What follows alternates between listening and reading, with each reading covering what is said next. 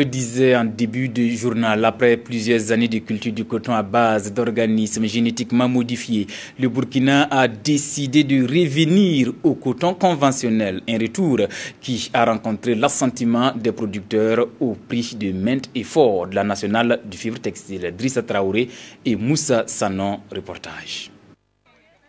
Pour sa première campagne 100% coton conventionnel, la principale société cotonnière du Burkina, la Sofitex, peut s'estimer heureuse.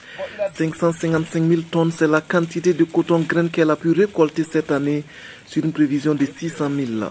Ce résultat aurait été meilleur si la pluie n'avait pas cessé brusquement, comme ce fut le cas ici dans la région cotonnière de Houndé, et si aussi toutes les conditions de production étaient réunies. Je peux dire que dans l'ensemble, ça va. Oui, ça va bon, ça donne bien comme le 6e. Voilà, mais seulement, quelque part, on a accusé les traitements, c'est-à-dire les produits. Voilà. Bon, il y a quelques produits qui ne sont vraiment pas efficaces, surtout le deuxième type. En tout cas, un peu partout, les gens ont accusé le produit. Puisque vous traitez, mais vraiment, les chenilles, on dit que les chenilles ne meurent pas.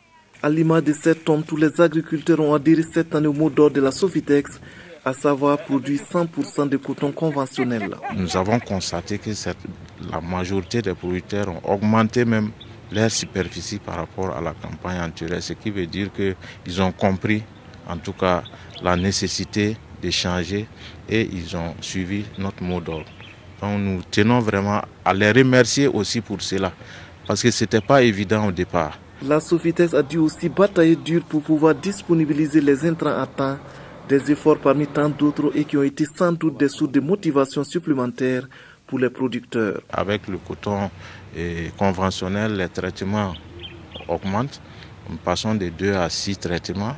Mais la Sofitex a fourni des efforts pour mettre à la disposition des producteurs des produits de traitement pour éviter en tout cas qu'il y ait des infestations parasitaires.